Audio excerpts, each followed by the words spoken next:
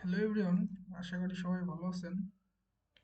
এই ভিডিওতে আমি আপনাদের দেখাবো একটা HTML টেমপ্লেট সাবমিশনের রিকোয়ারমেন্ট থিম ফরেস্টের জন্য। এর আগে আমি একটা ভিডিও করছিলাম যেটা ছিল হচ্ছে HTML template submission for theme forest. So অনেকে দেখছি আমাকে পার্সোনালি মেসেজ করছেন যে ভাই HTML থিম ফরেস্ট রিলেটেড আরো ভিডিও দিতে। সো এই ভিডিওটা এই জন্যই করা। নেক্সট টাইম হয়তো আরো একটা ভিডিও আসতে পারে। সো দেরি না করে শুরু করা যাক।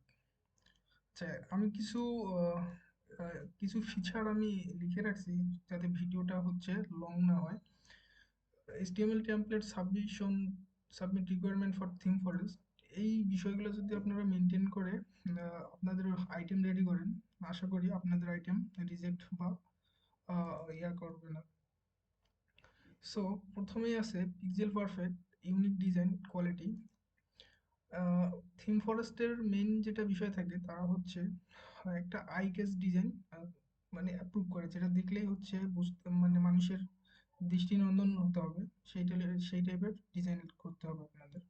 সো আপনারা প্রথমে যারা নতুন আছেন, বিগিনাররা আছেন, তারা হচ্ছে একটু আগে জাস্টিফাই করবেন যে আসলে কি টাইপের আইটেম তারা অ্যাপ্রুভ করতেছে।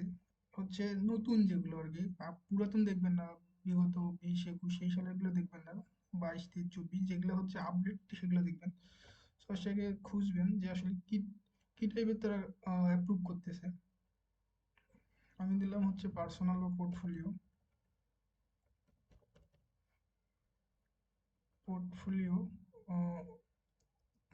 ডিসমি বা যাই দেন, পোর্টফোলিও HTML টেমপ্লেট যাই দেন, এখানে আসে দেখেন, এটা দিলেই হচ্ছে আমার এখানে দেখেন নিউজ, মানে যেটা নতুন আসছে এই ভিডিও, এই যে এগুলো আপনারা একটু ওপেন করে দেখবেন যে আসলে তারা কিভাবে ডিজাইন করছে, তাদেরটা অ্যাপ্রুভ করলো কিভাবে, মানে আপনাদের করবে না কেন, এই বিষয়গুলো আপনাকে একটু জাস্টিফাই করতে হবে, ঠিক আছে? আমি একটা ডিজাইন রাখছিলাম যে দেখেন এই ডিজাইনটি কিন্তু অনেক ইউনিক এবং অনেক প্রফেশনাল, ঠিক আছে?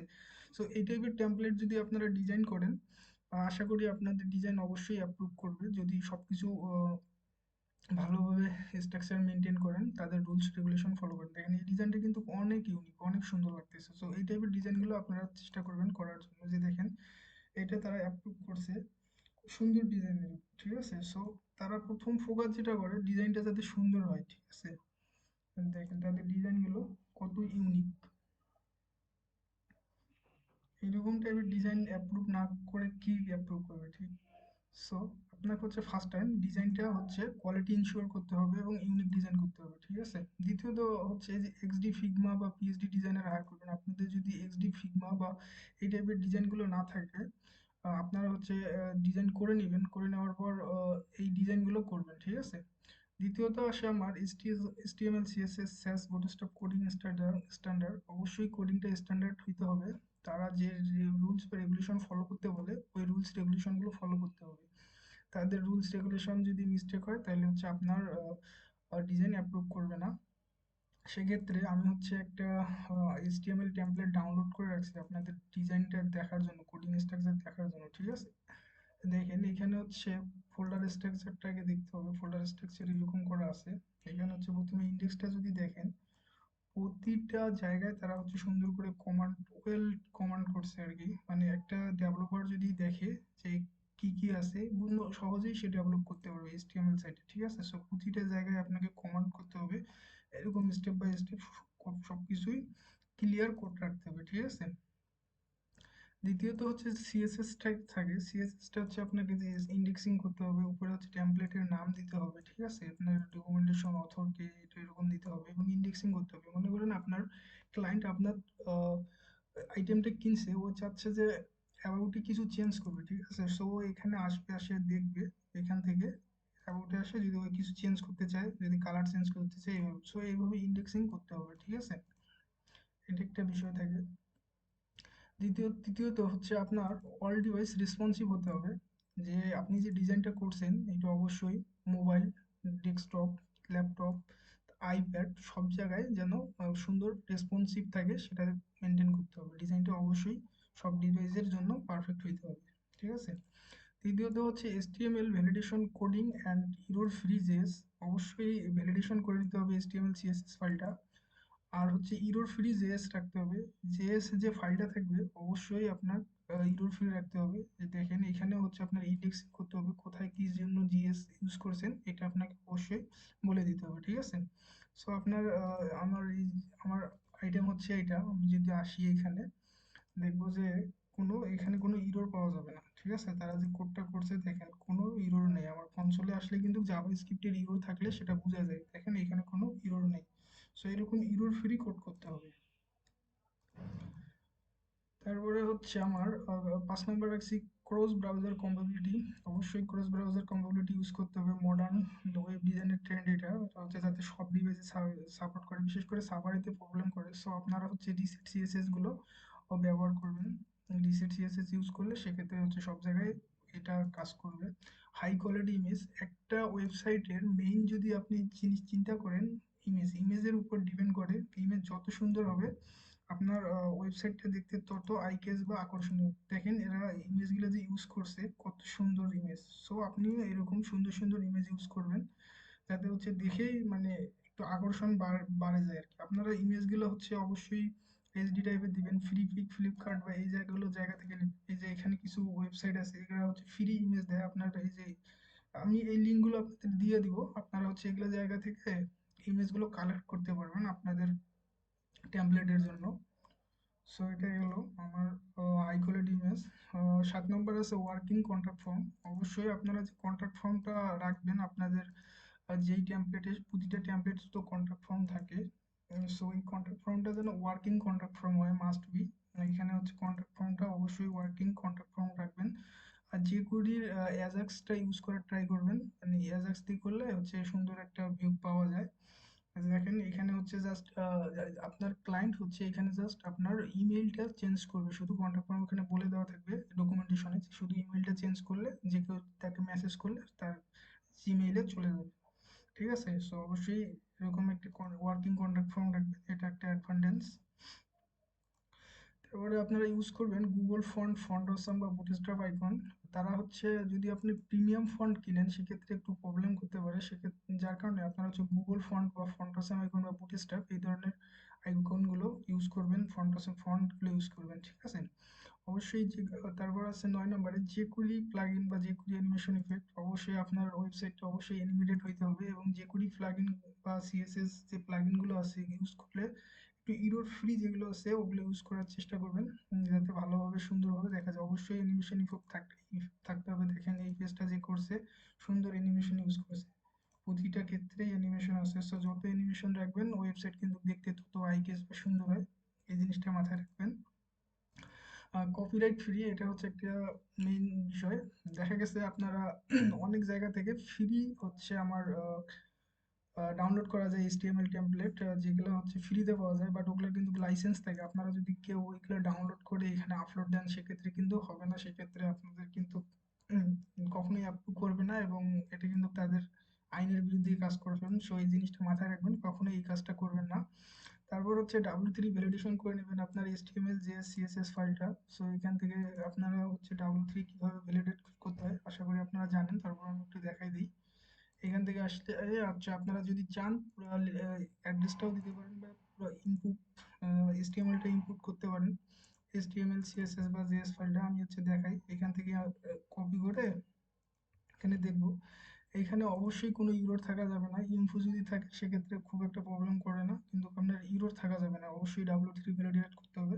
দেখেন এদের কোনো কিন্তু ইরর নেই, সব দুই তিনটাই ইনফো হয়েছে, শুধু ইনফো, এটা ব্যাপার না। কিন্তু চাইলে আপনার ইনপুটগুলোও হচ্ছে আপনি, এটা হচ্ছে আপডেট আসছে দেখে ইনপুটটা ধরছে, ঠিক আছে? তো তারা হয়তো যখন সাবমিট করছে তখন এই প্রবলেমসগুলো ধরতে পারেনি, তখন এটা আপডেট ছিল না, আপডেট ভার্সনে এই জিনিসটা ধরছে। মেবি এই যে স্ল্যাশটা রাখছে দেখে হচ্ছে সিঙ্গেল টেকে স্ল্যাশটার জন্য ইনফো আকারে ধরছে, ঠিক আছে? সো এই জিনিসগুলো মাথায় রাখবেন, মাস্ট বি W3 ভ্যালিডেট করতে হবে। তারপর হচ্ছে image replace with place holder. Place holder image দিতে হবে, যেটা হচ্ছে আমার এই ওয়েবসাইটে আছে। এখানে কিন্তু যে ইমেজটা ইউজ করা আছে এটা হচ্ছে আমার প্লেস হোল্ডার ইমেজ, ঠিক আছে? সো আমি নেক্সট একটা ভিডিও বানাবো যেখানে হচ্ছে place holder image, image preview, তাদের হচ্ছে অফিসিয়াল ডকুমেন্টেশন থেকে কিছু জিনিস দেখাবো। সো এখানে আমি দেখাবো কিভাবে আপনারা হচ্ছে প্লেস হোল্ডার ইমেজগুলো ইজিলি করতে পারেন। সো এটা আমি স্কিপ করে গেলাম। সো এটা গেল আমার image placeholder with image replace with placeholder. তারপর হচ্ছে fast loading and speed optimisation. মানে আপনার ওয়েবসাইটটা করবেন যাতে হচ্ছে লোডিং ফাস্ট হয়, যে দেখেন এখানে ক্লিক করার সঙ্গে সঙ্গে আসতেছে, একটা লোডারও ইউজ করছে তারা, এরকম একটা সুন্দর লোডার ইউজ করবেন। প্লাস হচ্ছে যাতে আপনার ওয়েবসাইট খুব দ্রুত লোড নেয়, কারণ একটা ওয়েবসাইটে যখন ইউজার ভিজিট করে, যদি ওয়েবসাইটটা লোড নিতে সময় লাগে সেক্ষেত্রে কিন্তু ওই হচ্ছে ওই সেকেন্ড টাইম ওইখানে ওই ওয়েবসাইটে ভিজিট করতে চায় না, সেক্ষেত্রে এই জিনিসগুলো খেয়াল রাখবেন। অপটিমাইজ। তারপর হচ্ছে ফিচার এইচটিএমএল।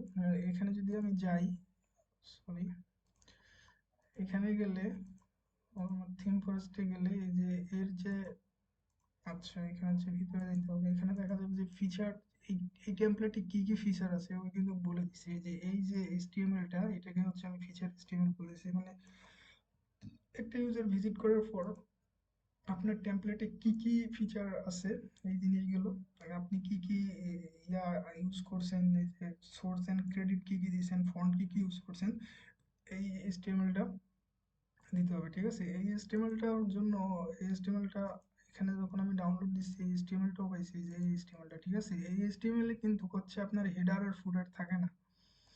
সো এই যে দেখেন এইচটিএমএলটা কিরকম হবে, আমি জাস্ট দেখাই আপনাদের। এই যে দেখেন এখানে হচ্ছে ডিপ ট্যাগ দিয়ে শুরু করবেন আর হচ্ছে এখানে শেষ করবেন।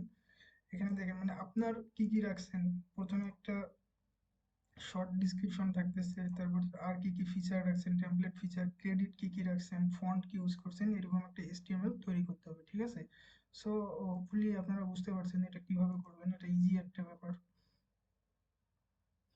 অ্যান্ড নেক্সট আমার কি আছে, ওয়েল ডকুমেন্টেশন। ঠিক আছে, একটা ডকুমেন্টেশন, অবশ্যই আপনার একটা ওয়েল ডকুমেন্টেশন লাগবে। এই ডকুমেন্টেশনটা কিভাবে করবেন এটা আমি পরের ভিডিওতে দেখাবো ইনশাল্লাহ। তো আমার কাছে আছে, আমি জাস্ট একটা ওভারভিউ দিচ্ছি। এই যে আমার কাছে যে ডকুমেন্টেশনটা আছে, এরকম একটা সুন্দর ডকুমেন্টেশন। প্রথমে একটা ইন্ট্রোডাকশন থাকবে আপনার, পুরো টেমপ্লেটটা কি কি আছে, রিলেটেড সিএমএস কিনা, এরকম একটা ডকুমেন্টেশন। তারপর ফোল্ডার স্ট্রাকচারটা থাকবে, আপনি কিভাবে ফোল্ডার স্ট্রাকচার করছেন। অ্যাকচুয়ালি আপনার ক্লায়েন্ট যখন আপনার আইটেমটা কিনবে, ওই তো আসলে অত কিছু জানে না, যার কারণে ওই ডকুমেন্টেশন দেখে দেখে কাজগুলো করবে। সো আপনার ফোল্ডার স্ট্রাকচারটা দিবেন। তৃতীয়ত হচ্ছে হেডার ফুটার, এখানে কি কি আছে। মনে করেন ক্লায়েন্ট চাচ্ছে যে ওই হচ্ছে এই নামটা চেঞ্জ করবে, ঠিক আছে, বা ওইখানে যে ইমেজ বা লোগো থাকে ওই ওর লোগোটা ইউজ করবে, কিভাবে চেঞ্জ করবে ওই তো এটা জানে না। যার কারণে ওকে হচ্ছে বলে দিতে হবে যে এখান থেকে ক্লায়েন্ট এটা দেখলে সুন্দর করে বুঝতে, এখান থেকে ওই ফ্যাব আইকন চেঞ্জ করতে পারবে। ঠিক আছে, এখানে আমি সিএসএস গেলে কিরকম আছে, তারপরে এইচটিএমএল এর লোগোটা কিভাবে চেঞ্জ করতে পারবে, হেডার কিরকম আছে, যে লোগো যদি চেঞ্জ করতে চাই কিভাবে চেঞ্জ করতে পারবে, এইরকম দেওয়া আছে। সো একটা সুন্দর ওয়েল ডকুমেন্টেশন দিতে হবে, যেটা দেখে ক্লায়েন্ট হচ্ছে কাজগুলো সুন্দরভাবে করতে পারে। ঠিক আছে, সো আপনারা যদি এই জিনিসগুলো মেনটেন করেন সুন্দরভাবে, যদি ডকুমেন্টেশন এই জিনিস স্টেপগুলো ফলো করে সুন্দরভাবে যদি কাজ করেন, হোপফুলি আপনাদের আইটেম অ্যাপ্রুভ হবে এবং আপনারা সাকসেস হবেন। আহ, অবশ্যই মানে ভাই একটা কাজ আপনি করে যাবেন, দেখা গেছে অনেক কষ্ট করে করছেন, করার পর হচ্ছে আপনি রিজেক্ট খাইলেন, বিষয়টা কিন্তু খুব খারাপ লাগে। সো কাজটা শুরু করার আগে আপনি অবশ্যই অনেক আইটেম দেখবেন, দেখে আইডিয়া নেবেন। তারপর হচ্ছে আপনি পিএইচডি, এক্সডি, ফিগমা ডিজাইন করে নেবেন, করার পর অনেক একটু জাস্টিফাই করেন আসলে তারা কিভাবে কোড করছে, আপনি কিভাবে করতেছেন। আসলে কষ্টের পর যদি আপনার আইটেম না হয় সেক্ষেত্রে অনেক খারাপ লাগে। সো তারা একবার হার্ড সফট রিজেকশন, হার্ড রিজেকশনের পর আপনি কখনো সাবমিটে করতে পারবেন না। সো এই বিষয়গুলো খেয়াল করে আপনারা দেখবেন, একটু জাস্টিফাই করবেন, সময় নেন, নেওয়ার পর ধীরে ধীরে কাজ করেন, ইনশাল্লাহ আপনাদের আইটেম অ্যাপ্রুভ হবে। সো আমি নেক্সট আর একটা ভিডিও করব, এর পরের একটা ভিডিও দিব তাদের হচ্ছে ফোরাম সম্পর্কে, বা আরো যে বিষয়গুলো আছে আমি আসলে ওগুলো রিলেটেড আপনাদের ডিসকাস করবো, যে আসলে কি কারণে রিজেক্ট হয়, তাদের ফোরামে কি কি দেখাচ্ছে, তারপর নতুন নতুন যে ট্রেন্ডিং বিষয়গুলো আছে এগুলো নিয়ে একটা থিম ফরেস্টের লাস্ট ভিডিও দিব। সো ততদিন ভালো থাকবেন। আসসালামু আলাইকুম।